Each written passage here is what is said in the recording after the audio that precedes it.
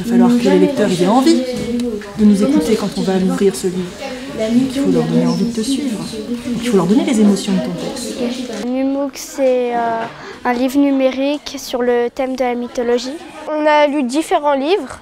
On a lu l'Odyssée d'Homère et on s'est inspiré de ça pour faire un livre numérique avec plusieurs histoires. Par exemple, pour certaines histoires, ils vont atterrir dans les Jeux Olympiques, dans le labyrinthe du Minotaure. Tu te rappelles que tu es le maître du ton?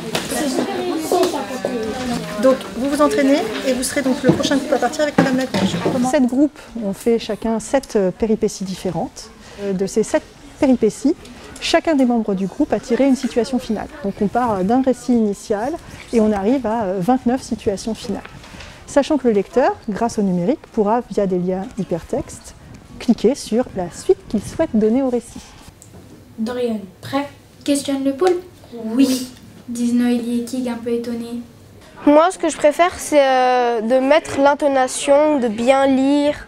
Un livre papier classique, on peut le lire, mais avec un livre audio ou numérique, on peut entendre certains bruitages et la voix de différents élèves. On fait attention quand c'est des points, l'intonation normalement elle descend. Il faut rentrer vraiment dans la peau d'un personnage, mettre les intonations, donc travailler avec eux justement sur l'intonation d'une phrase en fonction de la ponctuation qui va nous aider beaucoup. Donc ça c'est tout un travail qui est fait en amont donc, en français, moi en éducation musicale également. Justement, oui, les compétences d'oral, elles sont extrêmement importantes parce qu'on fait très peu souvent finalement lire à haute voix et lire, faire passer le goût de la lecture, le plaisir de la lecture par l'oralité, c'est très intéressant. Ok, on refait.